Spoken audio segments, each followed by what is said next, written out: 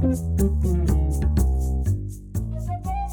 Brooklyn is probably my favorite Manhattan variation of all time. It's just got some beautiful complexity to it because of the different ingredients that we're using, but it's also a little bit of a drier, more aperitif-y style, so not quite as sweet as a traditional Manhattan, and that's part of the reason that it's a really good fun drink to make. It's definitely my favorite family of drinks. I just love them all, and the Brooklyn's probably my favorite out of all of them.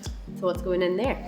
So because it's a little bit more of a drier and aperitif-y style whiskey cocktail, we're going to use our Bulleit Rye, which is a very high rye content rye. So it's basically the driest and spiciest of the American whiskeys that we've talked about today. Really nice, light, bright flavor profile. So it's going to work well with this cocktail.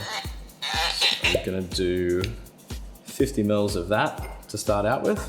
And next we are going to go for 20 mils of dry vermouth. This is a French dry vermouth, white wine based aromatized wine.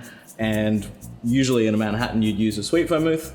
So this one obviously doesn't have quite as much sugar in it. So again, lighter and brighter. And we're gonna go 20 mils of this one. The next ingredient, and this is what I think really kind of makes this a really interesting and complex cocktail, is a French bitters called Amer Picon. So it's basically got all these kind of really fun, like sweet burnt orange flavors to it. How would you describe it?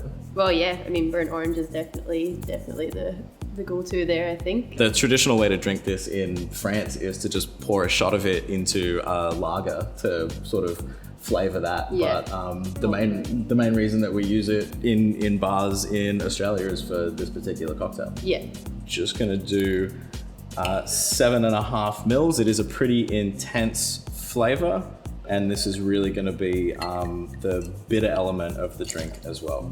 So you're almost using it, you know, in small enough quantities. It's practically like using an actual bitters, like Angostura bitters or something, you know. It's just like a little amount in there to kind of highlight everything else that's going on. Yeah, exactly. And when it comes to Amaros, you know, things like Picon or the Fernet that we use in the Toronto, they are still bitters, they're just not quite as concentrated. So rather than using dashes, you're using 5 mils, 10 mils, 15 mils, but still not nearly as much as your kind of primary ingredients because they're a much more intense flavor. Yeah. Lastly, for a little bit of extra sweetness and to add another layer of flavor into this drink, we're going to use one of my favorite cocktail ingredients, which is Luxardo maraschino liqueur.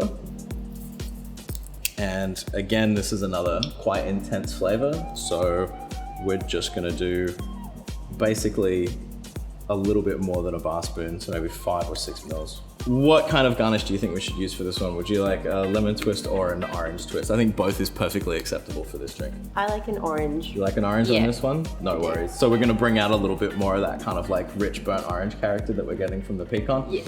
If you want something that's a little bit brighter and fresher, you can also absolutely go for a lemon twist, and pink grapefruit works really well with this drink as well. Yeah, okay. Yeah. So we're gonna give this one a stir, plenty of ice. Unnecessarily long bar spoon. Always key to good cocktail making. Because what's bartending if not a little bit of fun? This is very true. Get a taste. I would love to.